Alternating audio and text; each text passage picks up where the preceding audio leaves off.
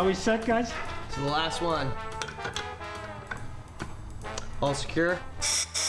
Sounds great. Let's go diving. Jean-Michel! What is it, kids? What's going on? Can you help us find where SpongeBob SquarePants lives? But we can't find Bikini Bottom. You mean somebody lost a Bikini Bottom? Bikini Bottom is where SpongeBob SquarePants lives. SpongeBob? I never heard of SpongeBob. I've heard of a tube sponge. And I've seen a vase sponge.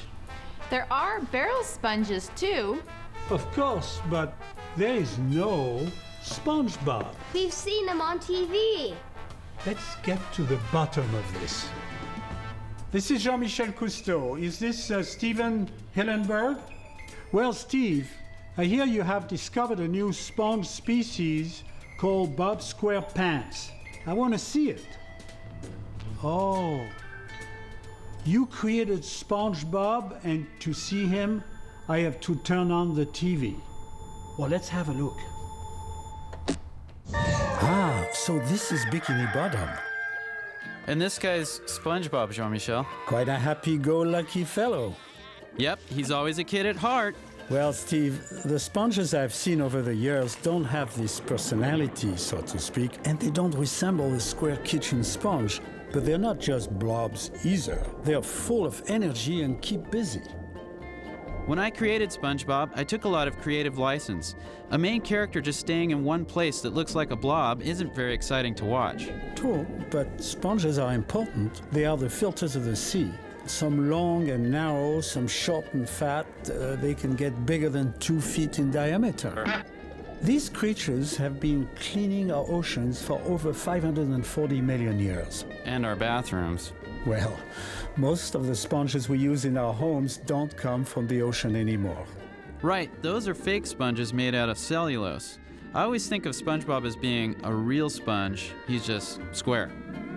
And sponges have quite an appetite themselves. I'll say, SpongeBob can't get enough ice cream. True sponges filter food from the water. They aren't picky. They go with the flow. Sponges are really odd animals. I mean, most people think that they're plants. I think they're so unusual and special. In fact, researchers believe that chemicals in sponges may cure cancer and other diseases. This is SpongeBob's best friend, Patrick Star, as in sea star. Glad to hear you call him a sea star, not a starfish. Sea stars are animals related to sea urchins, not fish. They have tube feet that act like tiny suction cups. Hey, I didn't see any there on Patrick. Do you know how long it would take to draw all those feet, Jean-Michel? Okay. At first glance, sea stars seems like harmless slowpokes, but don't let them fool you. Well, that was the inspiration for Patrick. Sea stars seem kind of dumb and slow, but in reality, they are very active and aggressive. When a potential meal is at hand, some chase their prey, fight, even run away. Yeah, they're incredibly mobile.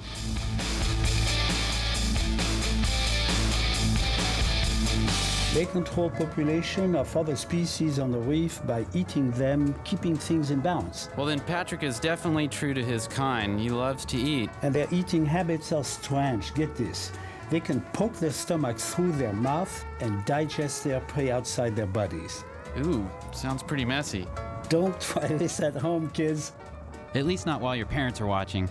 Steve. What? Well, never mind. Well, at least I think we agree that they are remarkable as they are beautiful. Without a doubt. I'm busy planning to rule the world! This is Plankton. He's based on an actual plankton called a copepod. You know, Jean-Michel, the little crustacean with 2 antennae and 1 red eye. There certainly are enough of them to rule the world. Billions and billions of them. They can be miniature plants, phytoplankton, or animals, zooplankton. Your character, the copepod, is definitely an animal and he's been eating his greens. Plant plankton are tiny and at the very bottom of the food chain, the grass of the open sea. Zooplankton can be tiny or big, like jellyfish. From what I understand, the word plankton is Greek for drifter. Yes, but the most part, plankton are drifters transported by currents, but some can swim all the way from the depth to the surface. Well, what's fascinating to me is that some animals are plankton when they're very young, larvae, and then they grow up to be larger animals or plants and are no longer plankton. That's true. I really love how some of them look like they come from another planet, too. Especially the gelatinous zooplankton, perhaps the most delicate life form in the ocean. Practically living water that even glows in the dark. Living water, I like that. Well, some of my favorites are the ones that make webs. Well, my favorites are the ones that look like they're from another planet. Strange as they may be, they're like us, resident of planet Earth. Hello, I like money. I see, you also created a crab character. Let me guess, does he have a crabby personality? Almost. He's more salty than crabby. This is Mr. Krabs, and like real crabs, he's very opportunistic. Well, right away, you can see that crabs are like big insects. Their skeleton is on the outside, so if they want to grow, they shed their outer skeleton, and voila! A newer, bigger one is underneath, like getting a new suit. In the case of Mr. Krabs, a cheap suit. They walk sideways, and they can live on land and in the sea. So whether it's high tide or low tide, they're pretty much covered, right? Funny you say that, Steve. Some love to decorate their bodies with seaweed, rocks, live sponges, and anemones, even trash. Mr. Krabs decorates himself with dollar bills. Hermit crabs need more protection, so they look for empty shells like snail shell to move into. They carry their home on their back wherever they go. Hey, there's a crab eating a sponge. And doesn't seem to mind the bad taste. There are really all sorts of crabs, big and small, fat, and even some with very thin, spiny, long legs. I'll have to use this one for a future character design. You could call it stringy, skinny. Hey, can I use that? Sure. Oh no, this is terrible. Who's gonna sign my paycheck? Jean-Michel, this is Squidward the octopus. He's SpongeBob's grumpy next-door neighbor. I like the octopus for this character because they have such a large, bulbous head, and Squidward thinks he's an intellectual, so of course he's gonna have a large, bulbous head. But he only has 6 legs. An octopus has 8. I knew you were gonna catch that. It was really just simpler for animation to draw him with 6 legs instead of 8. Well, both squid and octopi are cephalopods, meaning head-foot. They are the intelligent masters of camouflage. They have excellent eyesight, squeeze through tiny holes, and some use ink or venom for defense. We've tried to do jokes with Squidward releasing ink in the show, but it always looks like he's pooping his pants. More than I needed to know, Steve. I'm sorry. They can get big. An octopus can be 500 pounds. According to researchers, a giant squid can be 60 feet long, yet we've never filmed them. And both the squid and the octopus can be small, like the market squid. They are the example of diversity, being about as weird as any group of critters in the sea. I love the weird ones. Hey, isn't that a cuttlefish? Now they have more than 8 tentacles, right? They have 10, actually. Like the octopus, and cuttlefish can change their looks depending on their environment. They have a siphon for pumping water, which they use for jet propulsion, just like an octopus.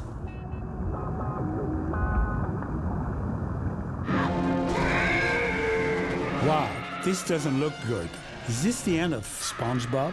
No, but he'll be more cautious the next time he stops for ice cream. He's being tricked by one of the most bizarre creatures in the sea. Bizarre and sneaky. And ugly, but I adore frogfish. I'll let you in on a secret, Steve. My nickname is Frogfish. I'm sorry to hear about that. Well, these guys have a big mouth. Their squirmy thing is a lure, a built-in fishing pole. Frogfish have perfect camouflage, so they find a good hiding spot, lure the fish in, and whammo, dinner is served. Well, in the movie, we changed the worm lure to ice cream sundaes because that's what attracted SpongeBob and Patrick. So what gave you the idea to use a frogfish? While we were making the movie, I saw one while snorkeling on a reef in Hawaii. It was hiding out on this big yellow sponge, believe it or not. I watched it creep along on its little feet, and I thought, I've got to use this in the movie. It's so fascinating. They really don't like to swim. They're simply not made for it, so they use their fins as feet to walk short distances and at times even gallop. Gallop? I didn't see that when I saw one. It's true, they may seem clumsy and awkward, but at the right moment, they can really move. Well, they may seem ugly, But there is something that is truly disturbing under the sea. And what's that? The wastelands in the ocean, places that were once vibrant and thriving with life. You mean bleached and dying coral reefs. You know, SpongeBob, there's a lesson to be learned from all of this. What's that, Patrick? I mean, look how beautiful the ocean can be. Life and color everywhere. It's too bad that humans have had such a negative impact on it. Yes, it's sad and it's a problem. If we don't do more to understand and care for coral reefs, we may lose them for good, possibly in less than 30 years. Look at that, the reef has lost its color. When the coral reef looks bleached, it's sick. It's lost the ability to work like a city under the sea. It cannot support life. It's sad but true. Human activities damage the reef. It looks like someone dumped sand on the reef here. That's called sedimentation, caused by runoff from land. It smothers the reef. Eventually, our life will be affected by our poor treatment of the ocean. But we humans can do something about this, right? Right. It's not too late to protect the ocean. Thank you, stranger! Now, this is one character I certainly know. Unlike you, Jean-Michel, this diver is not such a nice guy.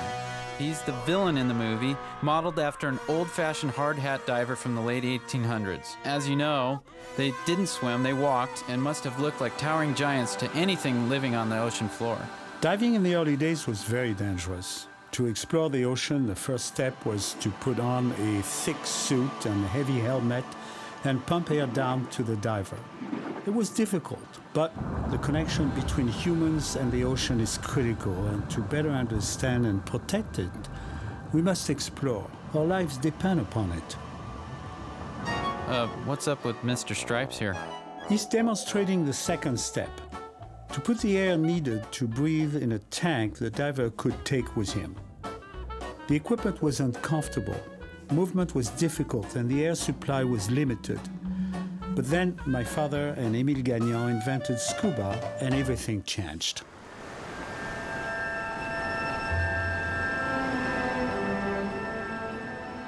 Divers today enjoy advanced diving equipment that makes diving and working underwater safer and more comfortable. We now use different mixtures of gases to breathe, so we can safely go deeper for longer periods of time. Technology has allowed the human race to embrace the underwater world and become a man-fish. My team uses highly advanced systems, some that make no bubbles, so we can get up close to marine life. Our masks are designed so we can talk with each other underwater and with our crew above the surface. Wow, this is a serious dive suit here. That's the Newt suit. It works like a submarine, allowing the person inside to go deep for long periods of time. Then there is Deep Worker, just one of many subs that make deep ocean exploration possible. Well, thanks a lot, Jean-Michel. You've really taught us a lot today, and I hope you enjoyed the tour of Bikini Bottom. Well, thank you, Steve. Let's talk soon, okay? Is it clear now? Yes. I still wish we could go to Bikini Bottom. Well, the ocean is full of wonderful places. As a matter of fact, we're going there now. You want to join? Yeah! Let's go. Hey, somebody looking for a Bikini Bottom? We already found them on TV. Come on, man, get with it, will you?